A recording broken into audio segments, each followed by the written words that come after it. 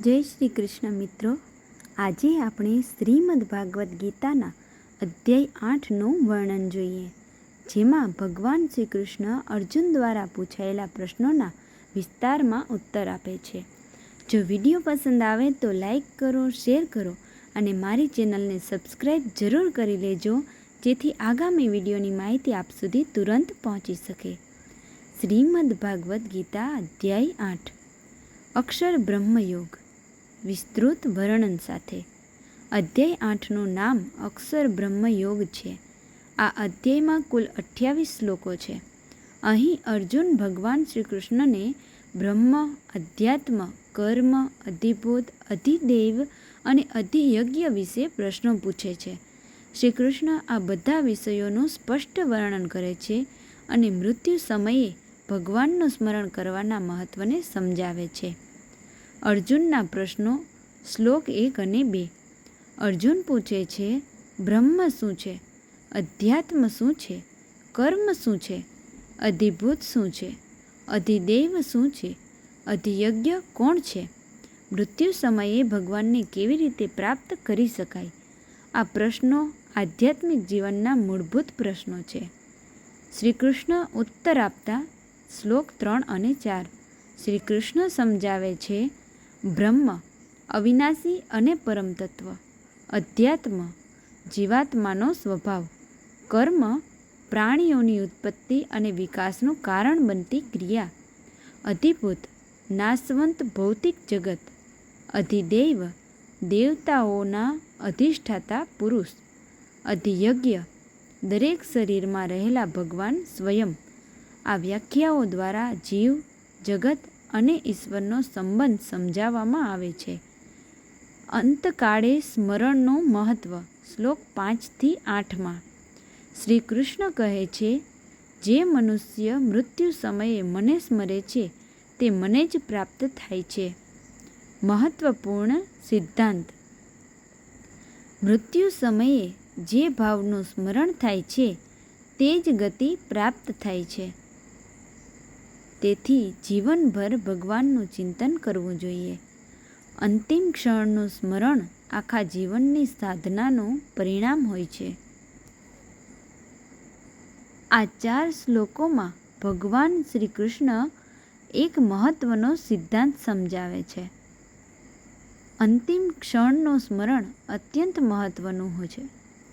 અંત સમયે જે વિચાર પ્રબળ હોય છે તે જ આગામી ગતિ નક્કી કરે છે.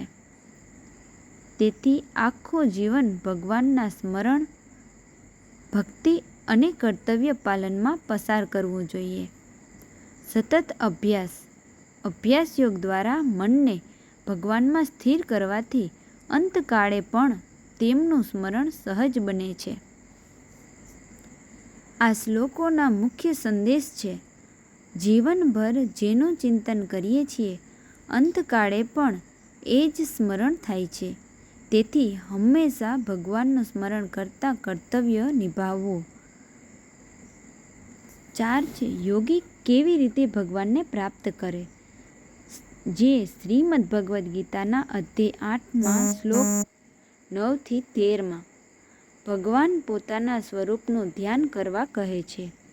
આ શ્લોકોમાં ભગવાન શ્રી કૃષ્ણ અંતકાળે પરમાત્માની પ્રાપ્તિ માટેની સાધનાનો ઉપદેશ આપે છે.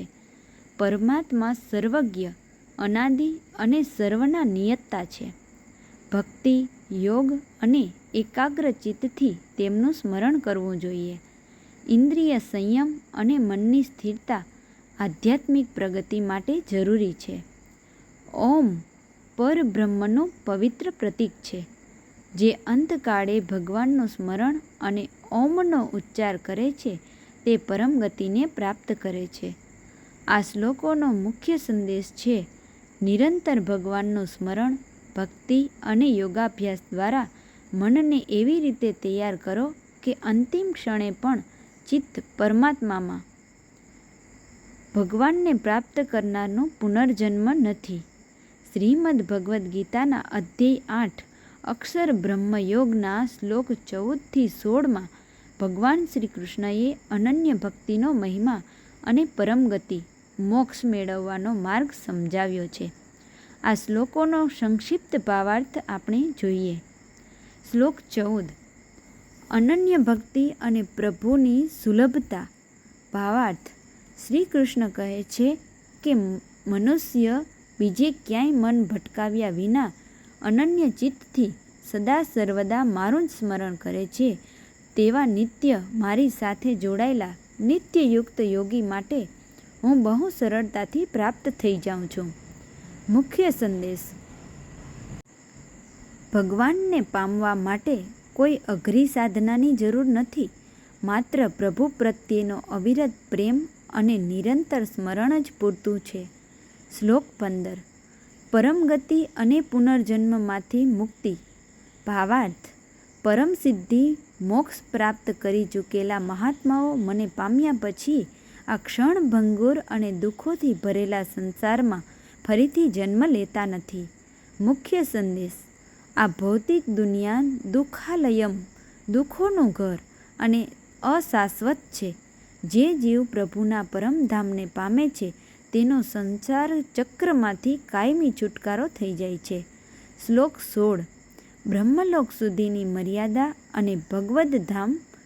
ભાવાર્થ છે, હે અર્જુન, બ્રહ્મલોક સહિતના તમામ લોક, સ્વર્ગ, નરક, પૃથ્વી વગેરે પુનરાવર્તિત છે, એટલે કે ત્યાં ગયેલા જીવોએ પુણ્ય ક્ષીણ થતાં ફરીથી જન્મ લેવો પડે છે. પરંતુ હે કુંતી પુત્ર, મને પામ્યા પછી જીવનો ક્યારેય પુનર્જન્મ થતો નથી. મુખ્ય સંદેશ દ્વારા શ્રી કૃષ્ણ કહે છે, બ્રહ્માંડના સર્વોચ્ચ લોક બ્રહ્મલોકમાં જવાથી પણ કાયમી મુક્તિ મળતી નથી. ત્યાંથી પણ પાછા ફરવું પડે છે. માત્ર ભગવાન શ્રી કૃષ્ણનું પરમધામ જ એકમાત્ર એવું સ્થાન છે જ્યાં ગયા પછી જીવ અમર થઈ જાય છે. સંક્ષિપ્ત સારાંશ. આ 3 શ્લોકોમાં ભગવાને સ્પષ્ટ કર્યું છે કે સંસારના તમામ સુખો અને લોકો નાશવંત છે. જો જીવ સંસારના દુઃખોમાંથી કાયમી મુક્તિ ઈચ્છતો હોય તો તેણે અનન્ય ભાવે પરમાત્માનું શરણ લેવું જોઈએ, કારણ કે પ્રભુની પ્રાપ્તિ જ પરમ કલ્યાણકારી છે. સતત ભગવાનનું સ્મરણ કરે છે, અનન્ય ભક્તિ ધરાવે છે, તે ભગવાનને પ્રાપ્ત કરે છે અને ફરી જન્મ મરણના ચક્રમાં આવતો નથી. શ્રી કૃષ્ણ જણાવે છે કે બ્રહ્મલોક સુધીના બધા લોક પુનર્જન્મના ક્ષેત્ર છે, પરંતુ ભગવાનને પ્રાપ્ત કરનારને પુનર્જન્મ થતો નથી. બ્રહ્માનો દિવસ અને રાત્રિ, જેનો ઉલ્લેખ શ્લોક 17-19 છે. અહીં બ્રહ્માંડના વિશાળ સમયચક્રનો વર્ણન છે. બ્રહ્માનો એક દિવસ બરાબર 1000 ચતુર્યુગ. બ્રહ્માની એક રાત્રિ બરાબર 1000 ચતુર્યુગ. શ્રીમદ્ ભગવદ્ ગીતાના અધ્યાય 8 અક્ષર બ્રહ્મયોગના શ્લોક 17-19 ભગવાન શ્રી કૃષ્ણએ બ્રહ્માજીના દિવસ રાત્રિના સમયકાળ કાળગણના દ્વારા સંસારની ઉત્પત્તિ અને વિનાશના ચક્રને સમજાવ્યું છે. તેનો સંક્ષિપ્ત ભાવાર્થ આપણે જોઈએ. શ્લોક 17. બ્રહ્માજીના દિવસ અને રાત્રિનું પ્રમાણ. ભાવાર્થ સાથે. જે મનુષ્યો તત્વથી જાણે છે કે બ્રહ્માજીનો એક દિવસ 1000 મહાયુગ ચતુર્યુગની અવધિનો હોય છે અને એટલી જ લાંબી તેમની એક રાત્રિ પણ હોય છે, તે મનુષ્યો જ વાસ્તવમાં કાળના, સમયના સત્યને જાણનારા છે. મુખ્ય સંદેશ. આપણી પૃથ્વીના લાખો વર્ષો એ બ્રહ્માજીની એક ક્ષણ સમાન છે. મનુષ્ય જેને અમર અથવા ખૂબ લાંબુ આયુષ્ય સમજે છે તે કાળના વિરાટ ચક્ર સામે અત્યંત નાનો અને મર્યાદિત છે. શ્લોક 18. સૃષ્ટિની ઉત્પત્તિ અને લય, પ્રલય. ભાવાર્થ. બ્રહ્માજીનો દિવસ શરૂ થતાં જ તમામ અવ્યક્ત અદૃશ્યમાંથી આ બધા જ પ્રગટ જીવો અને જગત ઉત્પન્ન થાય છે, અને જેમ બ્રહ્માજીની રાત્રિ પડે છે તેમ આ બધું જ ફરીથી એ અવ્યક્ત તત્વમાં જ વિલીન થઈ જાય છે. મુખ્ય સંદેશ છે, આ સૃષ્ટિનો નિયમ છે કે બ્રહ્માજીના જાગવાથી સૃષ્ટિનું સર્જન થાય છે અને તેમના સૂઈ જવાથી, રાત્રિ થવાથી પ્રલય થાય છે. બધું જેમાંથી આવે છે સમય જતાં તેમાં જ પાછું ભળી જાય છે. શ્લોક 19. જીવોની પરવસતા અને વારંવારનો જન્મ મરણનો.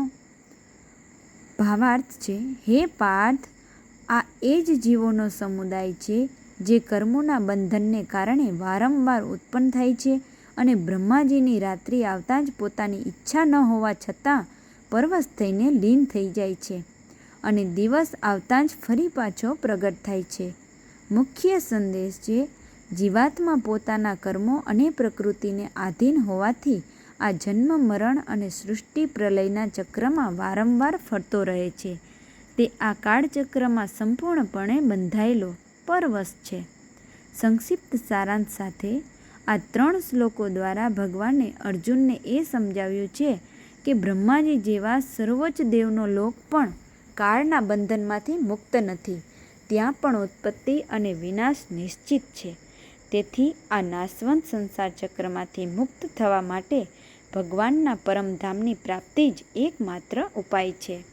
7મો અક્ષર અને પરમધામ, જે શ્લોક 20-22માં વર્ણન. ભૌતિક સૃષ્ટિથી પર એક શાશ્વત તત્વ છે. તે કદી નાશ પામતું નથી. તેને પરમધામ કહેવામાં આવે છે. તેને પ્રાપ્ત કર્યા પછી ફરી પાછા આવવું પડતું નથી.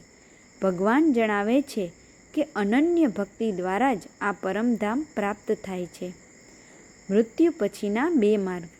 શ્રી કૃષ્ણ 2 માર્ગોનું વર્ણન કરે છે. મૃત્યુ પછીના 2 માર્ગ ભગવદ્ ગીતા અધ્યાય 8 શ્લોક 23-27માં જેનું વર્ણન. આ શ્લોકોમાં શ્રી કૃષ્ણ મૃત્યુ પછી જીવની ગતિના 2 માર્ગોનું વર્ણન કરે છે. આને સામાન્ય રીતે શુક્લ માર્ગ એટલે દેવયાન અને કૃષ્ણ માર્ગ એટલે પિતૃયાન કહેવામાં આવે છે. શુક્લ માર્ગ દેવયાન પ્રકાશનો માર્ગ. ગીતાના અધ્યાય 8ના 24મા શ્લોક મુજબ અગ્નિ, જ્યોતિ, પ્રકાશ, દિવસ, શુક્લ પક્ષ અને ઉત્તરાયણના 6 મહિનાના માર્ગથી જનાર યોગી બ્રહ્મને પ્રાપ્ત કરે છે. આ માર્ગના પ્રતીકો: અગ્નિ જ્ઞાન, જ્યોતિ બરાબર પ્રકાશ અને દિવ્ય ચેતના, દિવસ બરાબર જાગૃતિ, શુક્લ પક્ષ બરાબર વિકાસ અને ઉન્નતિ, ઉત્તરાયણ બરાબર આધ્યાત્મિક ઉદ્ધવગતિ. આ માર્ગે જનાર સાધક પરમગતિ પ્રાપ્ત કરે છે અને જન્મ મરણના ચક્રમાં પાછો આવતો નથી. બીજું છે કૃષ્ણ માર્ગ, પિતૃયાન, અંધકારનો માર્ગ.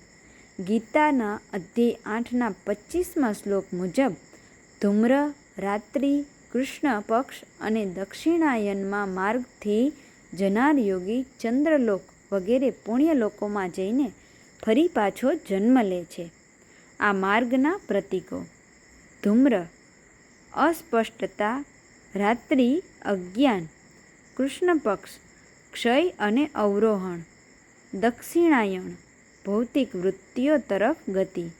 આ માર્ગે જનારને પોતાના પુણ્યનું ફળ મળે છે, પરંતુ તે શાશ્વત મુક્તિ પ્રાપ્ત કરતો નથી. શું આ શાબ્દિક અર્થમાં જ સમજવું?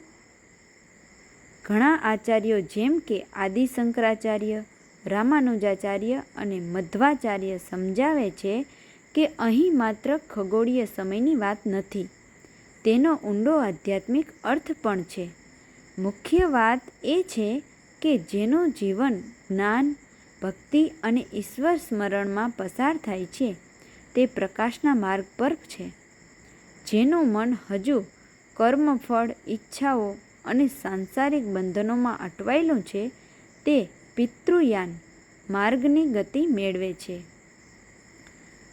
શ્રીમદ્ ભગવદ્ ગીતાના અધ્યાય 8ના શ્લોકના 26નો સાર. શ્રી કૃષ્ણ કહે છે કે આ 2 ગતિઓ અનાદિકાળથી પ્રચલિત છે. એક માર્ગ મુક્તિ તરફ લઈ જાય છે, બીજો માર્ગ પુનર્જન્મ તરફ લઈ જાય છે. શ્લોક અધ્યાય 8ના શ્લોક 27નો ઉપદેશ. અંતમાં શ્રી કૃષ્ણ અર્જુનને કહે છે, જે યોગી આ બંને માર્ગોના તત્વને જાણે છે તે મોહિત થતો નથી. તેથી હંમેશા યોગમાં સ્થિર રહો. સરળ નિષ્કર્ષ સાથે ગીતા મુજબ મુખ્ય ભાર મૃત્યુના સમય પર નહીં, પરંતુ મૃત્યુ સમયે મનની સ્થિતિ પર છે. જીવનભર જે ચિંતન, ભક્તિ અને સાધના કરવામાં આવે છે તે જ અંતિમ ક્ષણે પ્રગટ થાય છે અને તે જ જીવની આગળની ગતિ નક્કી કરે છે. તેથી શ્રી કૃષ્ણનો સંદેશ છે કે સતત ભગવાનનું સ્મરણ અને યોગમાં સ્થિરતા જ પરમ ગતિનો સાચો માર્ગ છે. 9મો છે અધ્યાયનો ઉપસંહાર. શ્લોક 28 અનુસાર આ જ્ઞાનને જાણનાર સાધક વેદાધ્યયનના ફળથી પણ ઉપર જાય છે. યજ્ઞ, તપ અને દાનના ફળને પણ અતિક્રમી જાય છે. પરમપદને પ્રાપ્ત કરે છે. શ્રીમદ્ ભગવદ્ ગીતાના અધ્યાય 8 અક્ષર બ્રહ્મયોગની શ્લોક 28ને આખા અધ્યાયનો છેલ્લો શ્લોક કહે છે, જેમાં ભગવાન શ્રી કૃષ્ણ આ અધ્યાયના જ્ઞાન અને ભક્તિનો અંતિમ નિચોડ મહિમા સમજાવે છે. તેનો સંક્ષિપ્ત ભાવાર્થ આપણે નીચે મુજબ જોઈએ. શ્લોક 28 અધ્યાયનો મહાનિચોડ અને પરમફળ. ભાવાર્થ સાથે શ્રી કૃષ્ણ અર્જુનને કહે છે કે વેદોના અધ્યયનથી, યજ્ઞોના અનુષ્ઠાનથી, આકરા તપ કરવાથી તેમજ દાન વગેરે પુણ્ય કર્મો કરવાથી જે કાંઈ પ્રાપ્ત પવિત્ર ફળ થાય છે તે તમામ ફળોને યોગી પુરુષ ભક્ત આ 8મા અધ્યાયમાં કહેલા રહસ્યને તત્વથી જાણીને સહજતાથી ઓળંગી જાય છે. એટલે કે તેનાથી પણ ઘણું વધારે મેળવે છે અને અંતે સનાતન પરમપદ ભગવદ્ધામને પ્રાપ્ત કરે છે. મુખ્ય સંદેશ: પુણ્ય કર્મોથી પણ શ્રેષ્ઠ વેદપાઠ, યજ્ઞ, તપ અને દાન કરવાથી સ્વર્ગાદી લોકોનું પુણ્યફળ મળે છે, પરંતુ તે બધું નાશવંત છે.